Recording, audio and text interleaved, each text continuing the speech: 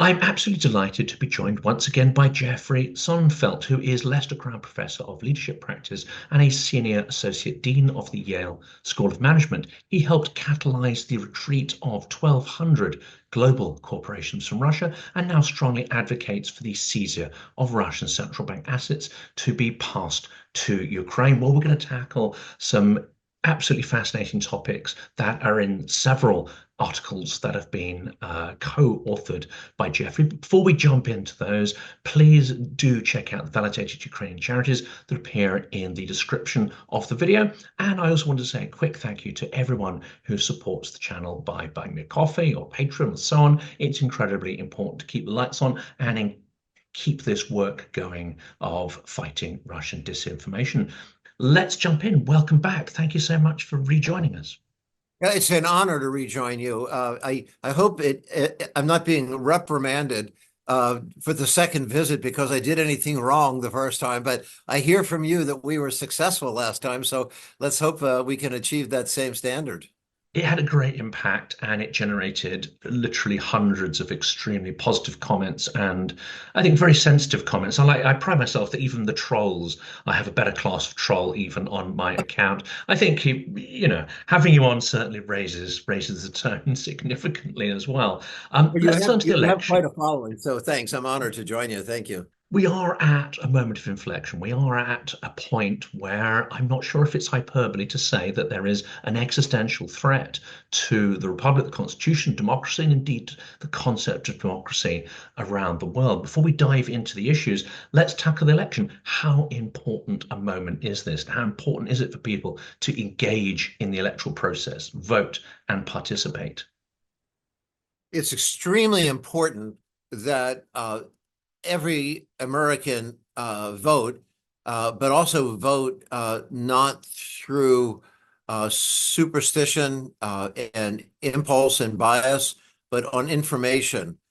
Something which has been quite dangerous is the campaign propaganda, the Trumpaganda, if you will, is extremely misleading, but startlingly effective. We have the strongest economy that not only any American voter has seen, or any American alive or dead have seen, but the strongest economy the world has seen. It's the cover story on The Economist 2 issues back, the strength of this economy. We haven't ever seen anything like this with unemployment at lows perhaps at the 1968 low of just over 2%, which is full employment, and to have inflation now down to last week was that 1.7%, but having the 2.5% range is amazing. That's been the target. And it violates so many economic precepts. You have to have mass layoffs to somehow bring inflation down. That didn't happen. We didn't need to jigger with increasing unemployment to get this great return on inflation these days. The inflation that we're suffered was in the aftermath of the Trump recession, which was the worst economic setback since the Great Depression here because of the mishandling of the COVID crisis. As the economy reopened, there was such surge demand, it led to all kinds of supply chain crunches, and working that through led to a lot of imbalances and inflation. Now that that's worked through, we've seen it come down dramatically. But on top of that, this is an economy that has had very strong trade growth. The GDP alone is the World Bank uses it for 80% of their global model for 2025.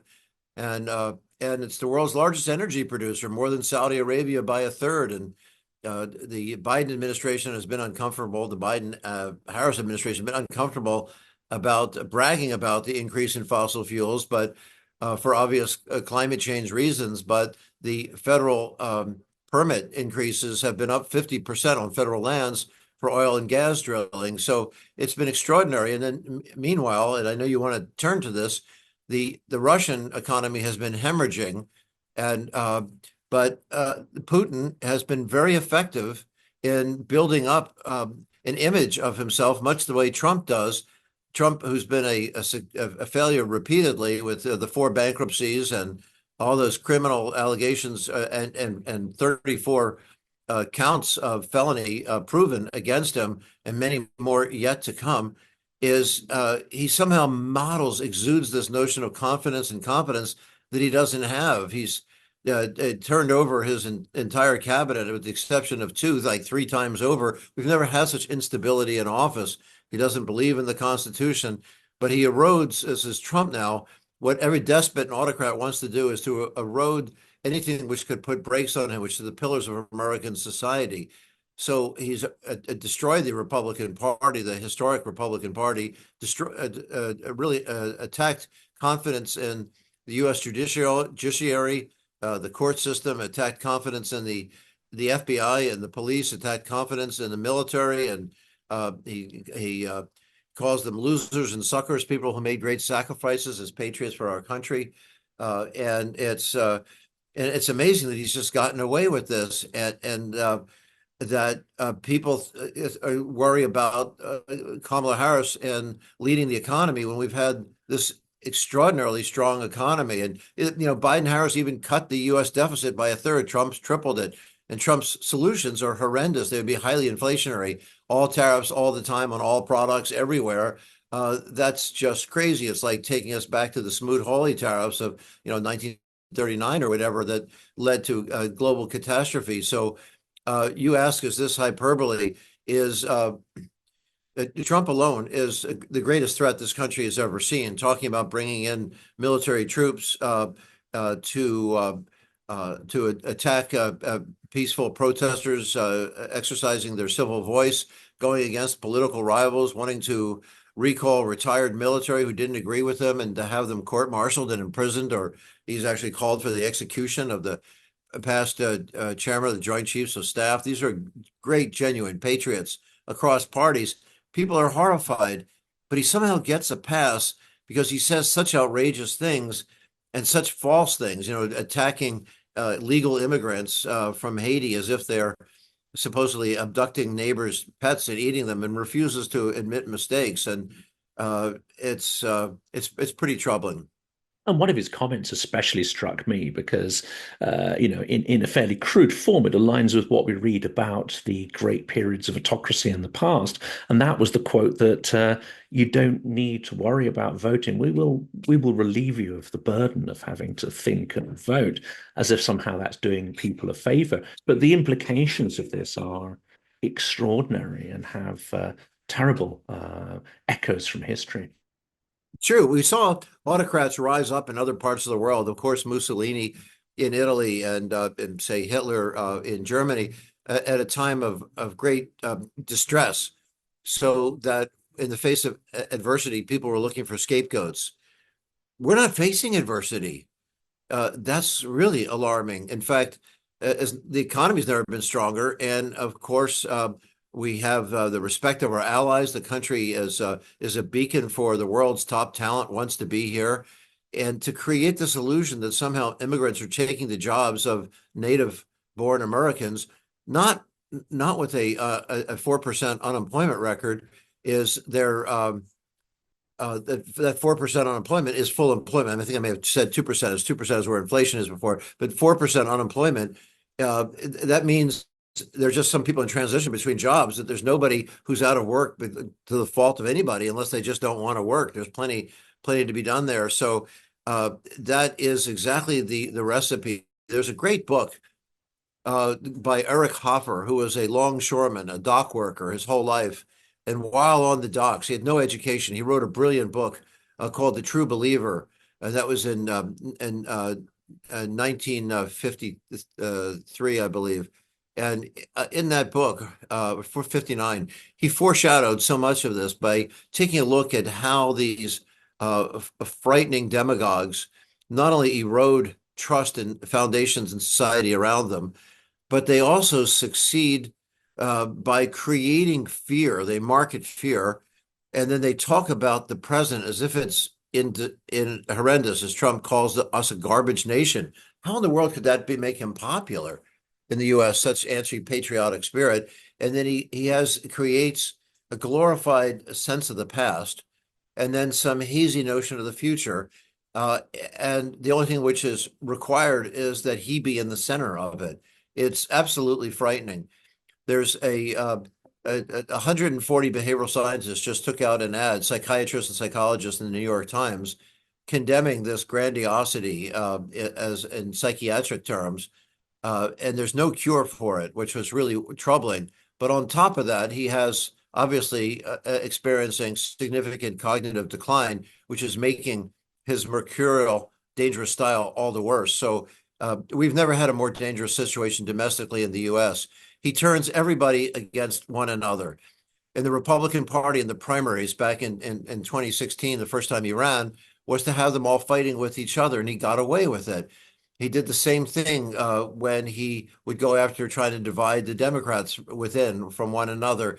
And then when he in the business community, which never supported him, no CEOs supported Donald Trump in his prior elections, and no major CEOs. But when they reluctantly came to him in 2017, he bragged about that to me because I pointed out to him that the way he operates was the premise of his successful TV show, which is called The Apprentice, of course, where it is a musical chairs game. In fact, I referred to it in the newspapers as a musical chairs game in a Hooters restaurant, which is sort of almost like a strip club. Is that they have people going through degrading fights with one another, and he would pick a leader on that TV show from who most successfully killed off their own team. Wait, you have nobody left to lead. If that was the premise of the show, as an elimination game, you kill everybody off, and that's the way he did, is divide and conquer. And he did the same thing that when the CEOs came to support him, well, not to support him, but to work with him as the commander in chief and the leader of the United States in 2017. He right away would start to separate Ford and GM in public battles, and Lockheed and Boeing and Raytheon in public battles, and he would try to get Johnson and Johnson and Merck and Pfizer in public battles. And they realized that this divide and conquer scheme, which works everywhere else, because he also tried to get Canada and Mexico to fight when we were redoing NAFTA, and always trying to erode the EU, not to mention NATO, by trying to get fights going between Germany and France and things. That's what he's always stood for, is divide and conquer. It's a very dangerous modus operandi. What ties into today's news, and I really mean it, today's news of the present, is that's also the modus operandi of Vladimir Putin, who is even better at it. Is if you take a look at what's happening with different parts of the world, not just his assault on Ukraine, but his efforts to undermine elections throughout Europe, 5 times over right now, that have been well documented, especially in Austria, France, and Germany. But look what he's done, of course, with Viktor Orban in Hungary, is trying to create puppets around him and trying to forge alliances with Marine Le Pen, of course, with France, even though how can the right, it is the movement of the Houthis, Hamas, of course, and Hezbollah. It's just not incidental. And this is not coming from a conspiratorial mindset with me saying this. George Bush, President Bush, said this in 1992. He referred to the axis of evil with Putin at the center of it. How prescient he was, even more so now, is that if you remember the old movie Austin Powers, this great spy from the 1960s, they had this evil genius, Dr. Evil. Putin is the realization of that Dr. Evil. He is every bit of the Hitler of the modern world. 500,000 people have died in Ukraine between Russians and Ukrainians because of him. 10,000 children have been abducted because of him. And we write about this in a Time magazine piece just out today, where we basically say what Ian Fleming had said in Goldfinger, his book and movie, the James Bond book and movie. He said, something terrible happens. The first time it happens could be happenstance. Second time, maybe it's a coincidence. But he said the third time, it is the action of enemies.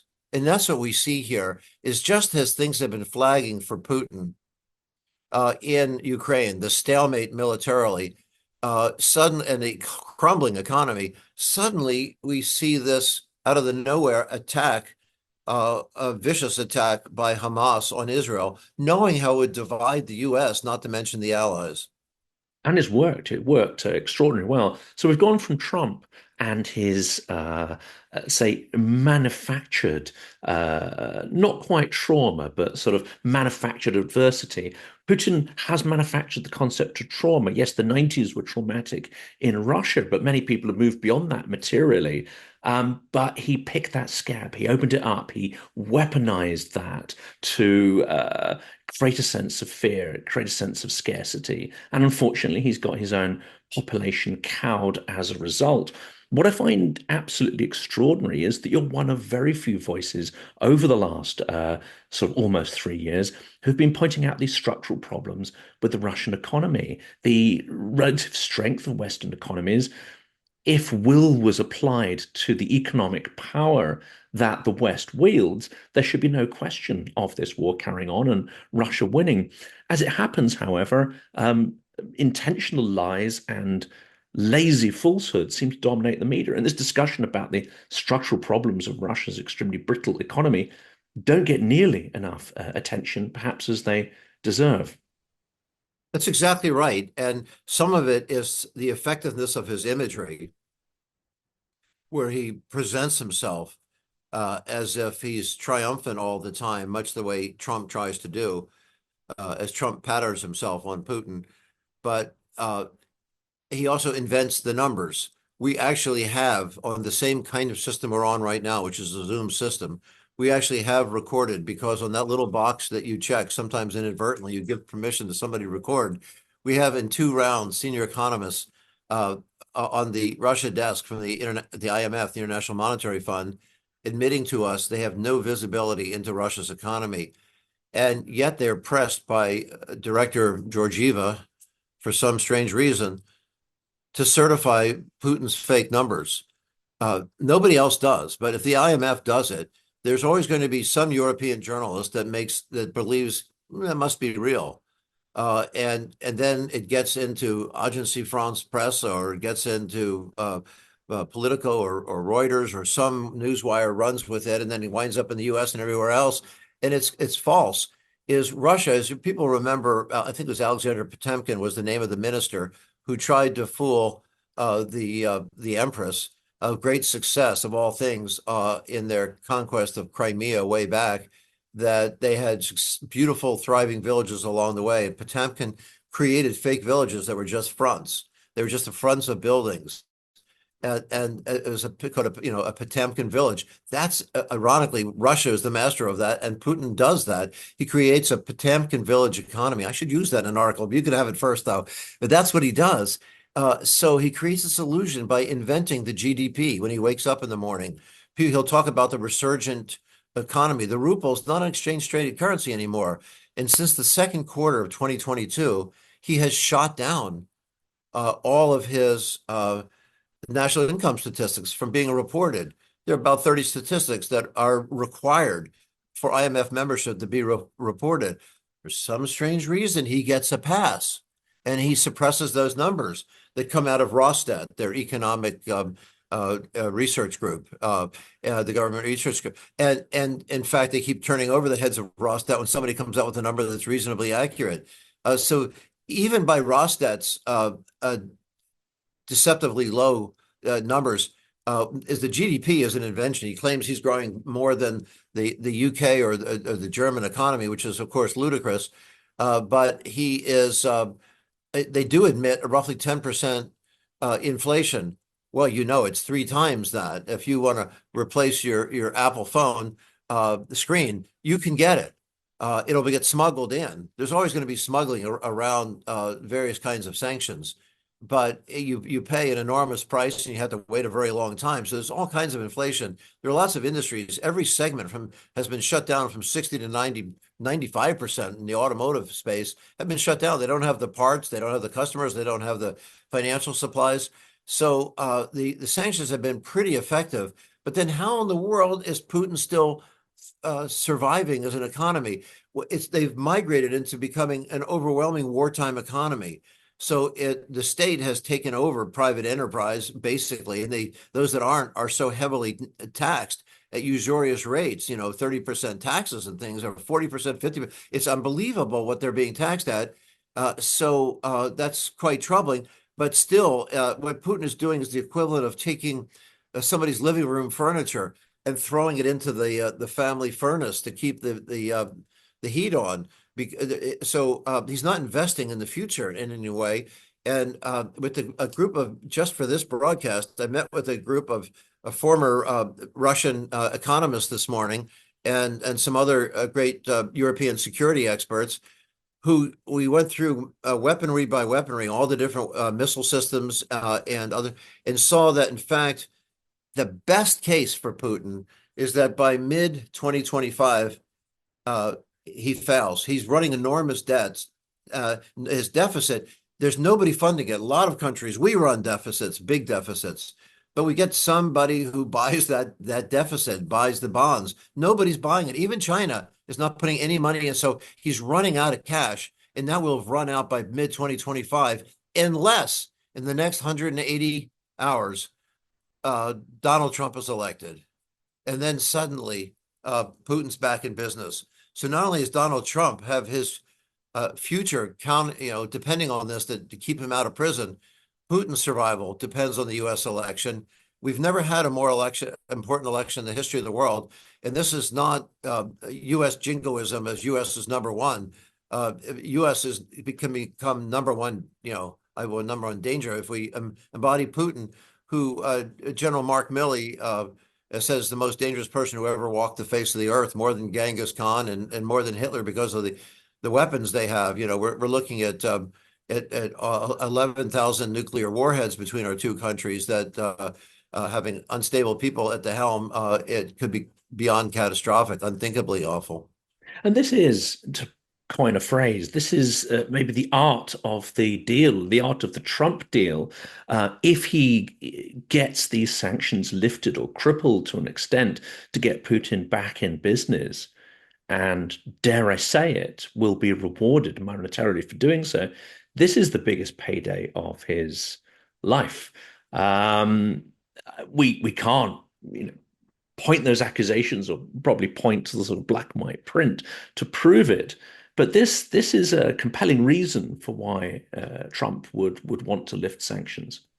Actually, it certainly makes friends, makes good, intensifies his relationship with Putin, who he so cherishes, because he just likes these brutal autocrats and the way they flatter him. He's so susceptible, this is Trump, to flattery. And Putin, the former KGB agent, is just so cagey at this. But this former KGB agent has thought he was going to go marching into Kyiv in 3 to 5 days and take over all of Ukraine. It hasn't happened. It's been a huge mistake for him that's backfired, a huge miscalculation. And the allied resilience and strength and unity he didn't expect. He also didn't expect that, as he threatened to turn off the spigot of European gas from Russia, that he didn't actually have that weapon, as it turns out. Every economist at my university, at Yale, at Harvard, at Oxford, at Sorbonne, you name it, wherever you go, at Beijing University, Fudan, they all believed Putin, that he could pivot and punish Europe in retribution for supporting Ukraine. He would cut off the spigot of gas, which was almost 50% of the gas going into the EU, and that would fix them, and he would pivot and sell it to Asia. Well, it turned out both parts of that were wrong. First, the EU didn't need it. They didn't need a drop of Nord Stream 1 gas, and Nord Stream 2, of course, will never be completed. They didn't need it. Why? What they do is, between Norway, Algeria, the US, and now 22 other suppliers have driven down the price of liquefied natural gas, LNG, which is a technology as old as the turn of the last century, believe it or not, but it wasn't commercialized until the last dozen years. So most energy analysts don't even realize what the potential was. As that price has plummeted, that can be imported very easily from elsewhere. The Iberian Peninsula had known this, and they were doing well. Spain and Portugal weren't buying Russian gas, but who else wasn't? Immediate neighbors of Poland and Lithuania, much to the anger of the Germans, weren't going to be a part of Nord Stream 2 and weren't a part of Nord Stream 1. They also created deep water ports that Germany scoffed at to bring in LNG from elsewhere and convert it into gas, vaporous gas, and send it through the pipelines of Europe. So they broke their dependence. And then Germany came along and did a 180-degree about face in the kind of time that only we think China can build something this fast. In between February, or really March of 2022 and December of 22, they created 6 fantastic deep water ports and conversion plants that nobody would have thought was possible. And now that's where the energy comes from. And that, energy is 2/3 of Russia's economy. They're only breaking even on oil, by the way, due to sanctions. So this has been devastating because what does Putin do with his gas then? Well, he's making it by selling it to India and China. No. What did he not admit that the economists all missed and energy analysts, believe it or not, all missed is that you need a network of pipelines to get that gas. The gas he has is not LNG. It's not liquefied natural gas that you can move it has to go through pipelines as vapor. And he didn't have any network of pipelines into Asia. So he can't sell it. So he's still, right now as we speak, flaring off 86 to 88% of his gas. He's just burning it away. Why doesn't he just cap the wells? As we learned through COVID, when you cap oil and gas wells, it's quite a chore to reopen the rigging and everything. But he's in a catastrophic situation, and he's counting on Trump getting into office and opening up the spigots for him again. And if I could just, I know we're coming to the end, but just to tie that conversation up with the fantastic article on the axis of evil, or axis of malign actors, it seems that Putin's economy is being kept afloat by a turn to far more mafia tactics, even than the ones that were employed in the 1990s. And that is the use of Wagner to extract resources, minerals, gold, etc. And of course, there's the shadow fleet. This is where perhaps economic policy needs to join with foreign policy, and maybe we're not pressing on Russia's windpipe hard enough. But what's the risk here as Russia increasingly turns to these kind of criminal networks and techniques? At the same time, they seem to be aligning transactionally with the other nations in what you described as the sort of, the axis of malign powers. In order to turn this economic tap off, don't we need a far, far more robust combination of foreign and economic policy working in concert? Absolutely. India, Prime Minister Modi has blood on his hands. But far worse than that, I'm sad to say, is Xi Jinping in China. As I had dinner last night with the CEO of one of the world's largest airlines, and we were just commiserating as what we know, that Boeing has cut off all supplies. They left promptly. They pulled out of Russia for S7, their domestic air carrier, which is huge, and Aeroflot, which is huge, to be up in the air, to be airworthy and certified. They needed parts. And Airbus, not as good as Boeing. Boeing's had problems. One thing they did do right was pulling out of Russia and living by the sanctions. There's been a little bit of leakiness with Airbus because the titanium business, which is critical for aviation parts, that Boeing vacated, Airbus went in and took over. But for the most part, Airbus has not been sending Russia parts either. So is it coming in through Hungary? Is it coming through Turkey? Is it coming through, like many chips are, through Uzbekistan on consumer appliances that have these weapon grade chips taped on them on the outside that are actually for missiles and other things that are coming in with ovens and microwave ovens and refrigerators as a guise? No, it's coming in through China. Is that 90% of the controlled goods, especially weapon grade chips, and other critical technologies for developing missiles and for tanks, for resupplying the planes, is Aeroflot and S7 by the summer of 2022 were practically out of business. They were shut down. They're back up in the air almost at full capacity now, and they're getting the parts coming in through China. The planes, the drones, the missiles, that's a big problem. Iran, of course, we have now seen as a major supplier to Russia of drones and ballistic missiles. North Korea, not just sending ammunition, even if a lot of the artillery and the ballistics materials are very old, antiquated Soviet systems. It's still getting some kind of support from North Korea. But as we learned this week, the long rumored 10,000 troops that were, are actually in Russia right now, being from North Korea, being trained to go into Ukraine. That's pretty horrifying on this axis of evil. And then we know what the late Secretary Ash Carter, is a good friend of mine, whose picture is right here. This was Ash, was a U.S. Secretary of State, or an old high school friend of mine, Secretary of Defense, pointed out, and people didn't really understand this, that Russia has 6 bases in Syria that has long been training the Houthis, Hamas, and Hezbollah. It's that old expression, sometimes even paranoid people have enemies. There really is a conspiracy here. George Bush back in 1992 was right. The axis of evil, frankly, is not only just alive and well, it's healthier than it's ever been. There's no accident in that October 7th attack. Was a brilliant diversionary and divisive maneuver of course, of Vladimir Putin.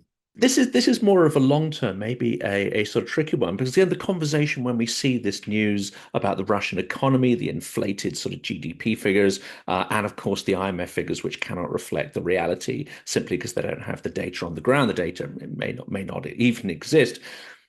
It ignores the elephant in the room that Russia is fundamentally an extraction autocracy. It relies on creating dependencies for the stuff it digs out of the ground and to instill fear and a sense of scarcity into its customers. In that sense, economics and geopolitics are linked in a way that they are perhaps less entwined in Western countries that have more of the non-scarcity, if you want to call it the sort of abundance mentality, that we can make the pie bigger.